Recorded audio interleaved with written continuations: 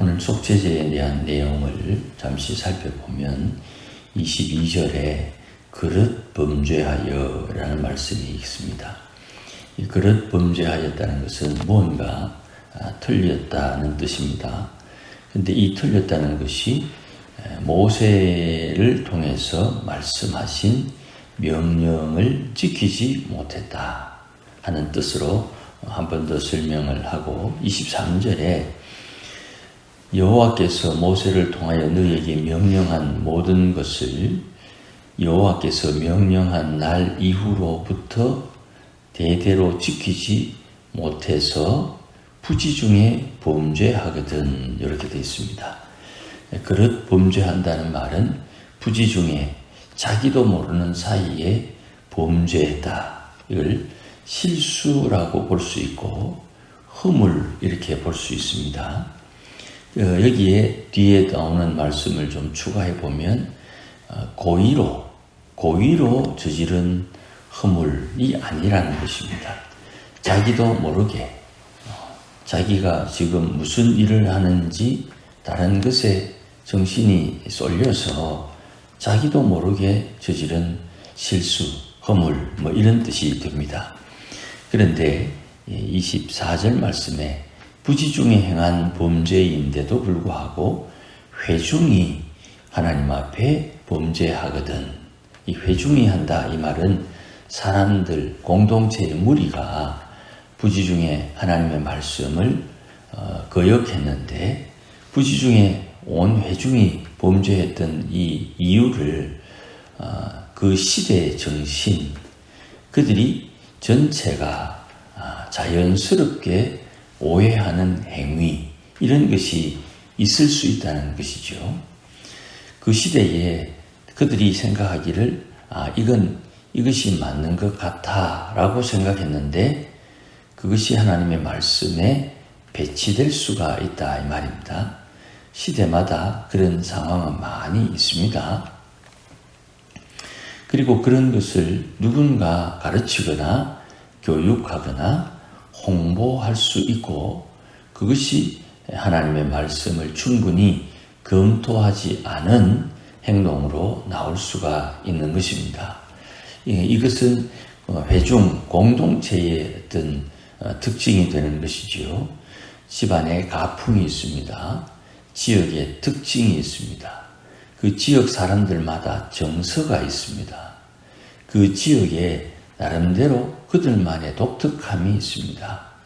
이것이 다른 사람들은 당연하다고 생각하는데 하나님의 말씀과 비추어 볼 때 어긋날 수 있고 죄가 될 수도 있는 것입니다. 그런 상황에서 이 회중이 부지중에 범죄한 것을 25절에 제사장이 속죄제를 드림으로 그들의 죄를 용서받습니다. 그래서 25절 중간에 왜냐하면 이는 그가 부지중에 범죄하였기 때문이고 또 부지중에 범죄함으로 하나님 앞에 헌물 곧 화제, 헌물의 화제는 어제 말씀드렸던 음식 제사입니다. 화제로 속죄제를 여호와께 드렸다. 부지중에 죄를 범했고 그들이 속죄제를 하나님 앞에 드림으로 제사장을 통해서 저들이 죄를 용서받을 수 있다. 자, 그러면 제사장이 없으면 어떡합니까? 용서 못 받는 거죠. 그래서 이스라엘 백성들에게 제사장은 눈에 띄어서 드러나진 않지만 이스라엘 백성들에게는 제사장이 있다는 게 저들에게 복이라는 것을 우리가 염두에 두고 이스라엘 백성들을 이해할 수 있어야 되는 것입니다.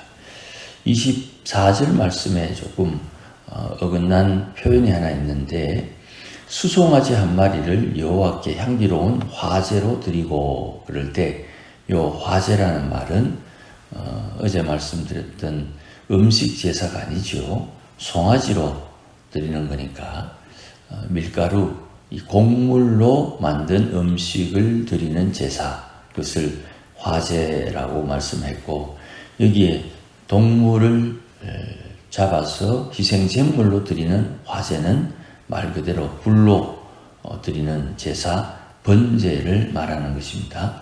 그러니 화제라고 해서 전부 다 음식 제사로 드리는 것이 아니고, 문맥을 통해서 곡물로 드리는 제사, 화제 이렇게 하면 우리가 생각했던 음식 제사고, 동물로 드리는 화제 할 때는 기존에 우리가 이해하는 번제가 되는 것입니다.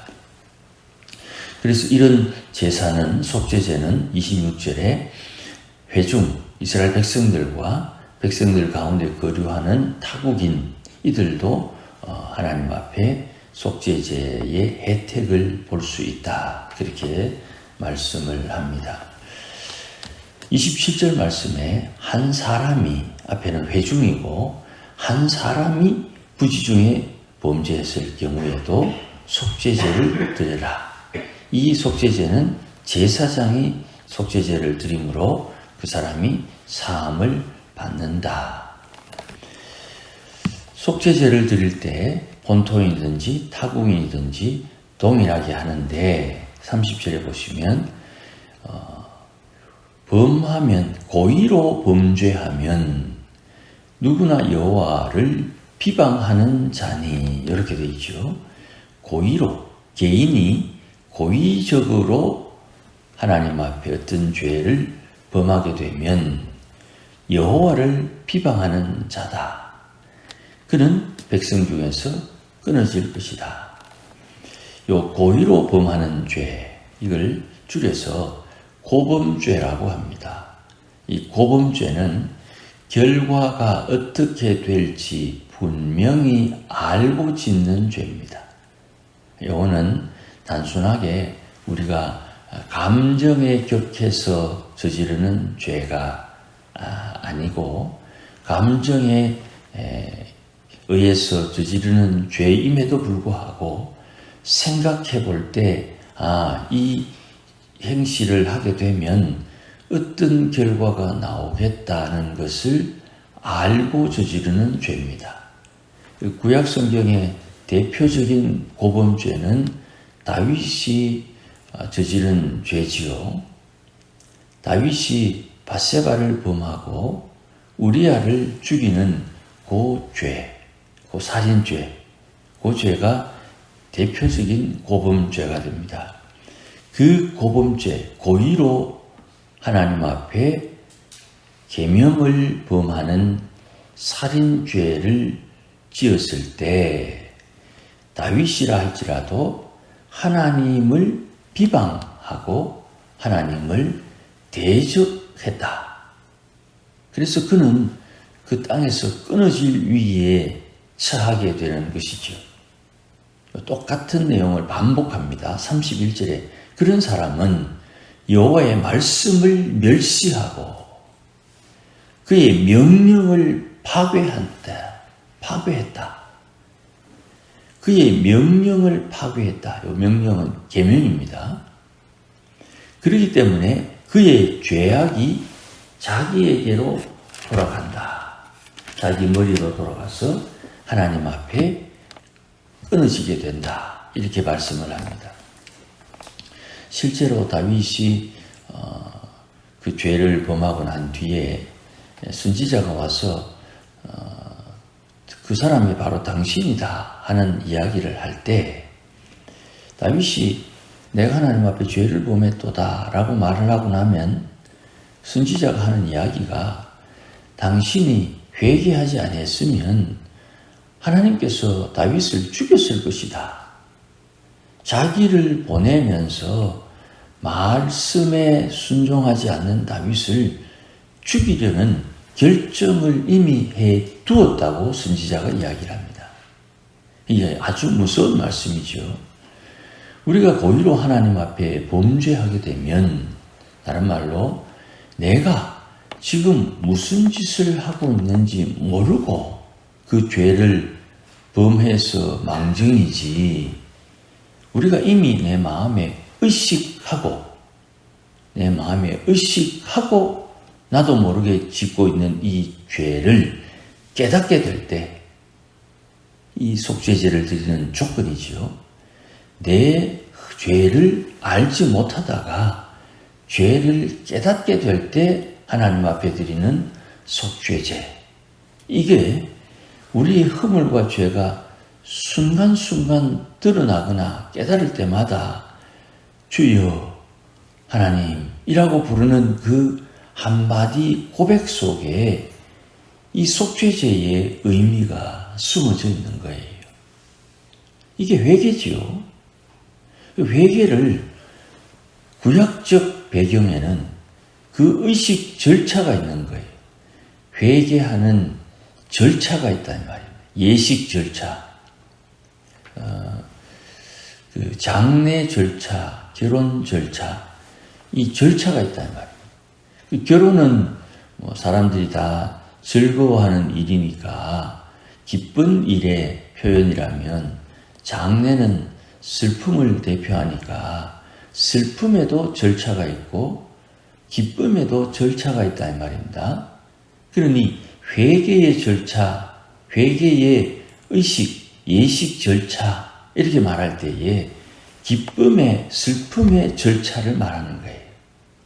그러니 우리가 내가 허물과 죄가 깨달아져서 주여 하는 요 한마디에 회개의 슬픔의 예식 절차가 하나님 앞에 성립된다는 뜻이에요.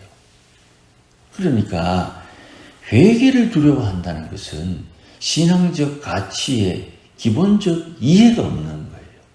누구든지 주의 이름을 부르면 구원을 받는다. 이거는 내 마음의 양심의 자유를 얻기 위해서 주시는 말씀이 아니에요. 하나님과 나와의 관계를 회복하기 위해서 주시는 말씀이에요.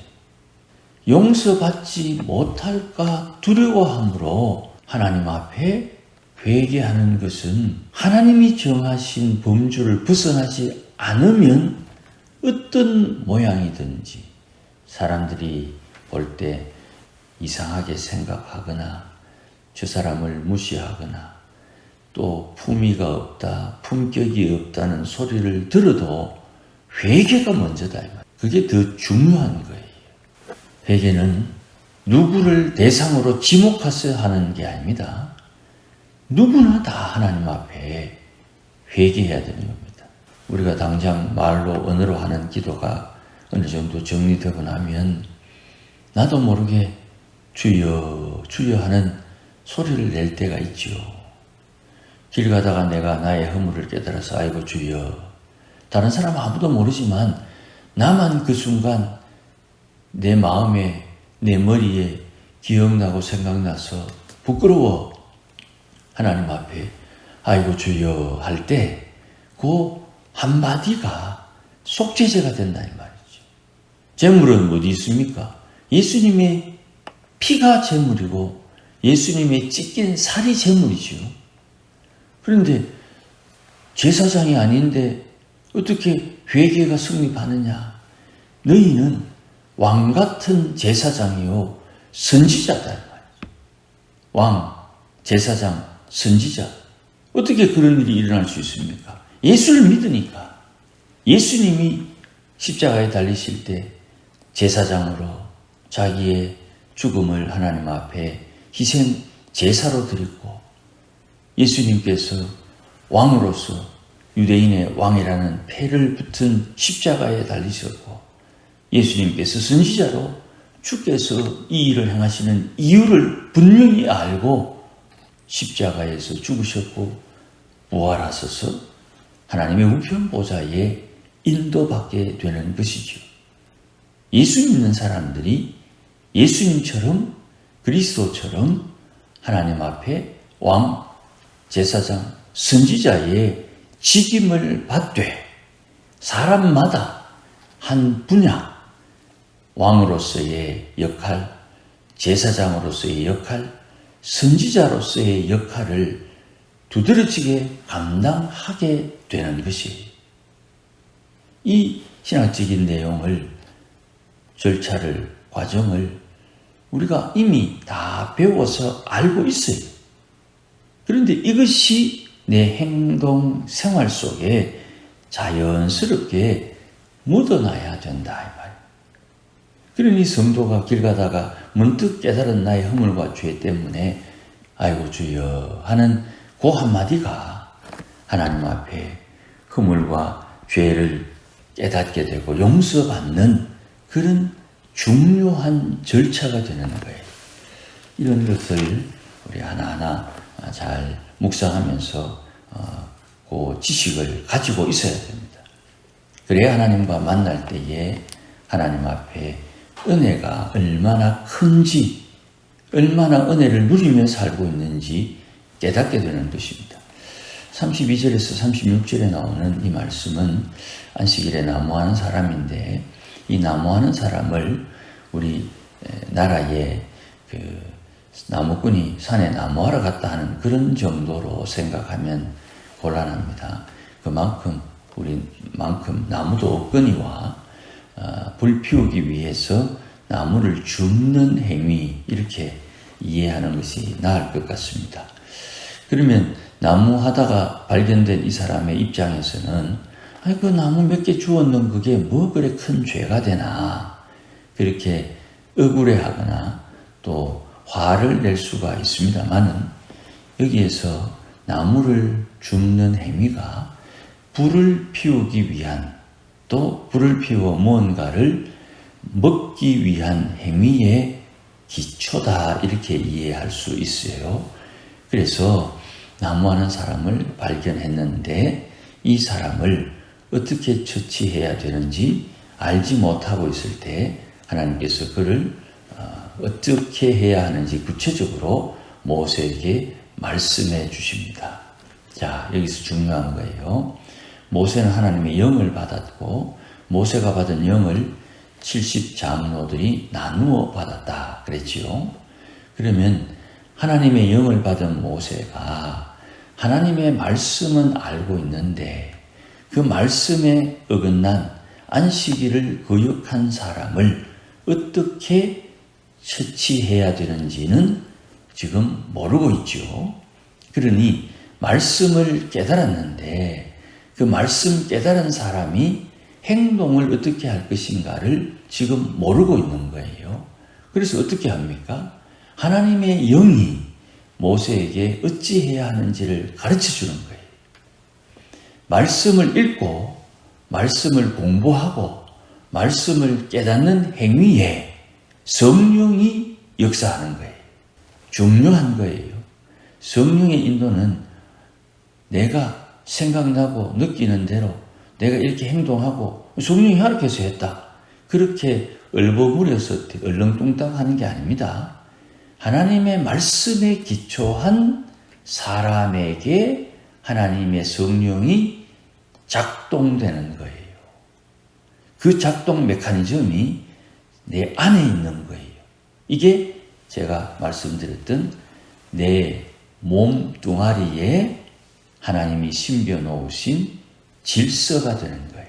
그러니 성경을 몇 독 했다, 나는 성경을 50독 했다, 100독 했다, 성경 100독 하는 사람에게 성령이 없으면 꽝이에요. 중요한 겁니다. 성령 100독 해도 하나님의 성령의 인도함을 받지 못하면 꽝이다 이 말이에요. 그러면 성령의 인도함을 받는 것은 하나님의 말씀이 없을 경우에는 하나님의 영이 인도하지 않는 행실이 될 수가 있고, 하나님의 말씀을 알아도 하나님의 영의 역사가 없으면 그냥 아는 지식에 의해서 행동하는 기계. 기계는 스위치 누르면 움직이고 스위치 끄면 안 움직이죠. 기계적으로 하고 기계적으로 하지 않는 그런 상황이 되어버리는 거예요.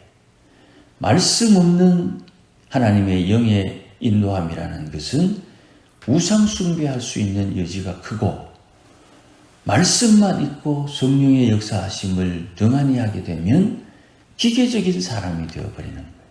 우리는 내게 주신 하나님의 명령과 그 그 명령에 순종하는 자발적 순종에 의해서 하나님이 기뻐하는 것을 행할 수 있는 하나님의 사람이 되는 거예요. 그것을 통해서 하나님이 기뻐하심의 응답으로 순종이 나오는 거예요. 그런 구체적인 절차를 알아야 내가 하나님 앞에 자유함을 누릴 수가 있는 거예요. 자유함. 자유를 누리는 사람을 부러워할 수 있어야 되는 거예요. 그리고 우리 시대는 자유의 가치가 너무너무 중요한 거예요. 자유의 가치. 내가 내 마음대로 뭔가 할 수 있는 자격. 거기에 무엇보다도 하나님을 섬길 수 있는 자유. 이것이 우리에게 너무너무 소중한 것이에요. 37절 이후에 옷 끝에 다는 술, 여기에 중요한 것은 38절에 청색끈이라는 게 나옵니다. 술을 다는 것은 귀족들이 하는 행위입니다. 신분을 나타내는 거예요. 거기에 청색끈, 청색실은 염료가 청색을 내는 염료가 귀해요. 그래서 염료를 섞으면 탁하게 되니까 회색 또 검정색이 나오기도 하지만 청색을 내기가 쉽지 않아서 이 청색끈도 귀족을 뜻하는 물품입니다. 하나님께서 그들의 이스라엘 백성들에게 옷에 술을 달고 청색끈을 달게 한 것은 39절에 계명 때문이다 그랬어요. 계명. 혹 사람들이 이스라엘 백성들이 계명을 어기게 될 때 술을 보고 내가 계명을 어겼는가 하고 자기 스스로를 돌이켜 볼 수 있는 안전장치가 되는 것입니다. 혹시 집에 그런 것이 있는지 모르겠습니다만은 출입문에 하나님의 말씀을 적은 액자를 걸어놓는 집이 종종 있습니다. 하나님은 사랑이다, 이런 말씀, 사랑은 언제나 오래 참고, 이런 말씀을 출입구 문에 이렇게 액자로 혹은 스티커로 걸어놓는 분들이 종종 있습니다. 들락날락 하면서 자기도 모르게 무심결에 하나님의 말씀을 슥 보고 지나가면서 하나님은 사랑이다 하는 말씀이 마음에 새겨지게 하는 것이죠. 그런 것처럼 하나님의 계명을 기억하고 준행하고 방종하게 하는 자신의 마음을 죄로 이끌지 아니하도록 하는 하나님이 주신 방법, 옷에 순을 다는 것입니다. 그래서 제가 종종 언급했던 40절 말씀, 그렇게 해서 하나님의 말씀을 기억하고 준행하면 너희는 하나님 앞에 거룩하게 된다. 사람이 거룩하게 되는 것은 하나님의 말씀을 기억하고 때에 맞추어 성령의 지시하심에 순종함으로 하나님 앞에 거룩하게 된다고 말씀합니다. 이 말씀도 시간이 없어서 그렇지만 묵상하기에 생각이 상당히 많습니다. 아무쪼록 내 안에 계신 하나님의 성령께서 자유롭게 활동하고 내 인생을 하나님이 기쁘신 대로 이끌어갈 수 있도록 하나님의 성령의 역사하심을 위해서 말씀을 접하고 말씀을 접한 만큼 하나님의 성령이 역사하도록 주장해야 되는 것입니다. 이것을 통해서 내 인생의 주인이 하나님이라는 것을 고백하는 거예요. 그 이후에 어떤 일이 일어납니까? 그거는 가봐야 됩니다. 가보면 거기에서 하나님의 역사가 자연스럽게 나타나게 되는 것입니다. 아무쪼록 오늘도 하나님께서 역사하심을 따라 주님의 백성다운 삶을 사는 우리 모두가 되시기를 주의 이름으로 축복합니다. 기도하십시다. 주님 감사합니다. 은혜를 주시니 고맙습니다.